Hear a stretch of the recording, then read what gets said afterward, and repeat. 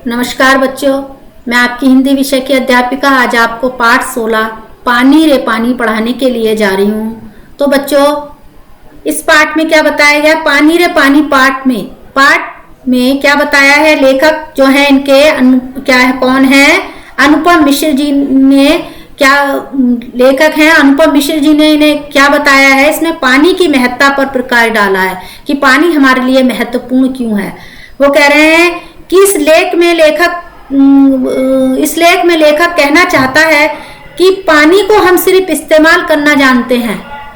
पानी का जो प्रयोग है हम उसे करना जानते हैं, लेकिन कभी हमने ये नहीं सोचा कि पानी के बारे में कभी ये नहीं सोचा ये कहाँ से आता है और कहाँ चला जाता है। तो सभी बच्चे अपनी किताब में देखेंगे और पहले पैराग्राफ को पढ़ेंगे। कहाँ से आया हमारा पानी और फिर कहाँ चला गया हमारा पानी? हमने कभी इस बारे में कुछ सोचा है? सोचा तो नहीं होगा शायद, पर इस बारे में पढ़ा जरूर है। भूगोल की किताब पढ़ते समय जल चक्र जैसी बातें हमें बताई जाती हैं। एक सुंदर सा चित्र भी होता है इस पाठ के साथ। सूरज, समुद्र, बादल, हवा, धरती, फिर बरसात की बूंदें और फिर कहती हुई एक नदी, फिर बहती हुई एक नदी और उसके किनारे बसा तुम्हारा हमारा हर गांव या शहर। चित्र के दूसरे भाग में यही नदी अपने चारों तरफ का पानी लेकर उसी समुद्र में मिलती दिखती है। चित्र में कुछ तीर भी बने रहते हैं। समुद्र से उठी भाप बनकर पानी में बदलती है और फिर इन तीरों के सहारे जल की यात्रा एक तरफ से शुरू होकर समुद्र में वापस चली जाती है। जल चक्र पूरा हो जाता है। वो कह रहे हैं कि हम, जैसा कि बताया गया है कि इसमें भी ये कहा है कि हम सिर्फ पानी का इस्तेमाल करना जानते हैं, लेकिन कभी हमने ये नहीं सोचा कि ये पानी कहाँ से आता है और कहाँ चला जाता है। भूगोल की जो किताब है उसमें हमें क्या पता है? हमने बच्चों जल चक्र के बारे में पता है, जल चक्र के बारे में पढ़ाया गया है कि मतलब सूरज, समुद्र, बादल, हवा, धरती और फिर जो बरसात की बूंदें होती हैं ये क्या होती हैं? बहती हुई नदी और उसके किनारे हमारा बसा हुआ गांव, शहर, और जो है इन सब बारे में इसमें जल चक्र के बारे में बताया गया है। तो आगे पैराग्राफ पढ़ते हैं। यह तो हुई जल चक्र की किताबी बात, पर अब तो हम सबके घरों में, स्कूल में, माता पिता के दफ्तरों में, कारखानों में, खेतों में पानी का कुछ अजीब सा चक्कर सामने आने लगा है। नलों में अब पूरे समय पानी नहीं आता। नल खोलो तो उसमें पानी के बदले सू सू की आवाजें आने लगती हैं। पानी आता भी है तो बेवक्त, कभी देर रात को, कभी भोर सवेरे। मीठी नींद छोड़कर घर भर की बाल्टियां, बर्तन और घड़े भरते फिरो। पानी को लेकर कभी कभी कहीं कहीं आपस में तू तू मैं भी होने लगती है।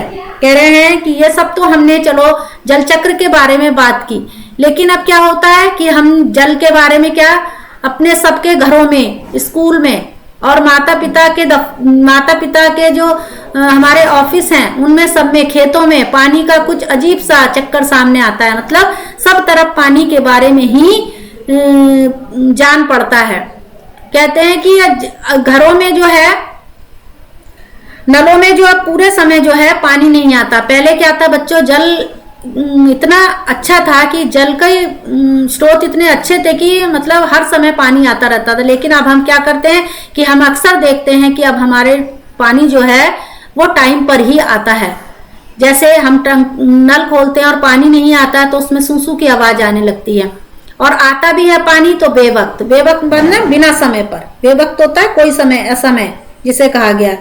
कभी रात को देर में आता है तो कभी सुबेरे सुबेरे आता है। बहुत अच्छी नींद को छोड़कर हम लोग क्या करते हैं, घरों की बाल्टियां, कि कहीं ऐसा ना हो पानी चला जाए, तो घर की बाल्टियां, बर्तन, घड़े आदि सब लेकर पानी भरने लगते हैं। और कभी कभी तो क्या होता है, पानी के कारण आपस में तू तू मैं का मतलब होता है आपसी झगड़ा जो हो भी होने लगता है। आगे देखते हैं। रोज रोज इन झगड़े टंटों से बचने के लिए कई घरों में लोग नलों के पाइप में मोटर लगवा देते हैं। इससे कई घरों को पानी खींचकर एक ही घर में आ जाता है। यह अपने आसपास का हक छीनने जैसा काम है, लेकिन मजबूरी मानकर इस काम को मोहल्ले में कोई मोहल्ले में कोई एक घर क्या होता है, रोज रोज इन झगड़ों से बचने के लिए, मतलब रोज रोज जो पानी के झगड़े होते हैं इनसे बचने के लिए लोग क्या करते हैं, अपने नलों के पाइप में क्या कर देते हैं, मोटर लगा लेते हैं। जैसे आप अधिकतर पानी मोटर के सहारे ही हम जब भी चाहते हैं तब हम मोटर से पानी ले सकते हैं, इसलिए लोग अपने घरों में मोटर लगा लेते हैं। उससे क्या होता है, कई घरों का पानी खिंच जाता है, मतलब जिनका पानी आता रहता है वो बंद हो जाता है और मोटर उसको अपने पाइप में खींच लेती है। तो ये क्या हुआ, ये तो एक हुआ कि मतलब हम किसी से उसका हक छीन रहे हैं, लेकिन क्या करें, ऐसी मजबूरी हो जाती है जो हमें ऐसा करना पड़ता है। एक घर पर आगे देखो, एक घर पर बैठे तो फिर और कई घर यही करने लगते हैं। पानी की कमी और बढ़ जाती है। शहरों में तो अब कई चीजों की तरह पानी भी बिकने लगा है। यह कमी गांव शहरों में नहीं बल्कि हमारे प्रदेश की राजधानियों में और दिल्ली, मुंबई, कलकत्ता, चेन्नई और बेंगलोर जैसे बड़े शहरों में लोगों को भयानक कष्ट में डाल देती है। देश के कई हिस्सों में तो अकाल जैसी हालत बन जाती है। यह तो हुई गर्मी के मौसम की बात। क्या होता है, एक घर को देखकर दूसरा घर भी यही करने लगता है। क्या करने लगता है कि वो भी अपने पाइपों में मोटर लगा लेते हैं और पानी की कमी जो होती है और वो बढ़ती चली जाती है कि एक का पानी दूसरे का तीसरे के, इस तरीके से जो कमी है वो बराबर बढ़ती चली जाती है। और कई शहरों में तो ऐसा होता है पानी बिकने लगा है। हम देखते हैं दिल्ली में बच्चों अक्सर जो है पानी बहुत गंदा आता है और पानी का जो स्वाद है वो वहाँ का कड़वा है, तो इसलिए लोग पानी पीने के लिए क्या करते हैं, बिस्लरी की बोतलें, जो बड़ी बड़ी बोतलें होती हैं उनको खरीदते हैं।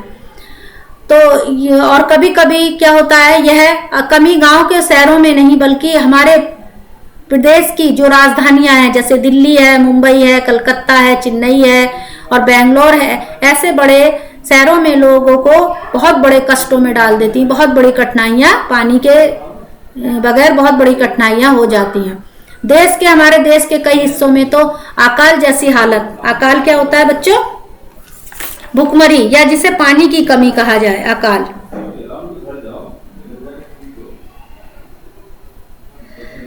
अकाल मतलब भुखमरी में वो डाल देती हैं। ये तो ही हम गर्मी के मौसम की बात कर रहे हैं, लेकिन बरसात आगे देखते हैं। लेकिन बरसात के समय क्या होता है, लो सब तरफ पानी ही बढ़ने लगता है। हमारे तुम्हारे घर, स्कूल, सड़कों, रेल की पटरियों पर पानी भर जाता है। देश के कई भाग बाढ़ में डूब जाते हैं, पर बाढ़ ना गांव को छोड़ती है और ना मुंबई जैसे बड़े शहरों को। कुछ दिनों के लिए सब कुछ थम जाता है और सब कुछ बह जाता है। लेकिन बरसात के मौसम में क्या होता है बच्चों कि सब तरफ पानी, जल का चक्र इतना बढ़ जाता है कि सब तरफ पानी ही पानी दिखाई देता है। घर में, स्कूल में, सड़कों पर, रेल की पटरियों पर जो है पानी भर जाता है।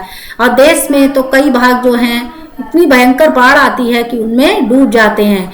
ये जो बाढ़ होती है ना तो ये गाँव को छोड़ती है और ना ही मुंबई जैसे बड़े शहरों को। कुछ दिनों में सब कुछ थम जाता है। थम माने रुक जाता है। क्या रुक जाता है मतलब, बाहर कमाने भी नहीं जा सकते लोग, रोजगार वगैरह सब कुछ थम जाता है। तो ये सब क्या होता है, और सब कुछ क्या होता है, बह जाता है। जब बाढ़ आती है तो लोगों का बहुत कुछ बह जाता है। आगे देखते हैं, ये हालत हमें बताते हैं कि पानी का बेहद कम हो जाना और पानी का बेहद ज्यादा हो जाना, यानी अकाल और बाढ़ एक ही सिक्के के दो पहलू हैं। यदि हम इन दोनों को ठीक से समझ सके और संभाल लें तो इन कई समस्याओं से छुटकारा मिल सकता है। क्या कह रहे हैं, ये हालत हमें बताते हैं, ये मतलब जैसी हालत हो जाती है कि मतलब कभी तो अकाल पड़ जाता है और कभी जो होता है पानी की इतनी कमी हो जाती है कि लोग प्यासे मरने लगते हैं।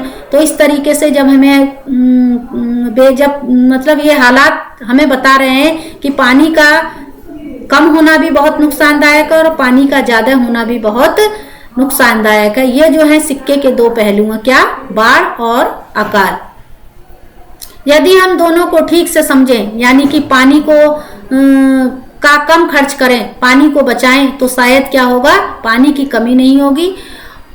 तो हम हम इन समस्याओं से जो है छुटकारा पा सकते हैं। फिर देखते हैं आगे। चलो थोड़ी देर के लिए हम पानी के इस चक्र को भूल जाएं और याद करें अपनी गुल्लक को। जब हम कोई पैसा देता है तो हम खुश होकर दौड़कर उसे झट से अपनी गुल्लक में डाल लेते हैं। कहते हैं कि थोड़ी देर के लिए हम पानी के का जो चक्कर है उसको भूल जाते हैं और फिर क्या करते हैं, अपनी गुल्लक को, जिसमें हम पैसे डालते हैं गुल्लक, उसमें उसकी तरफ ध्यान देते हैं। जब भी हमें कोई पैसे देता है तो हम खुश होकर दौड़कर झट से अपनी गुल्लक में डाल देते हैं। उनका मतलब यह है कि जिस तरीके से गुल्लक में डालकर हम पैसों को डालकर हम पैसों को बचा सकते हैं, उसी तरीके से हम पानी को भी बचा सकते हैं। तो हम आगे भाग में पढ़ेंगे कि हम पानी को कैसे बचा सकते हैं। धन्यवाद।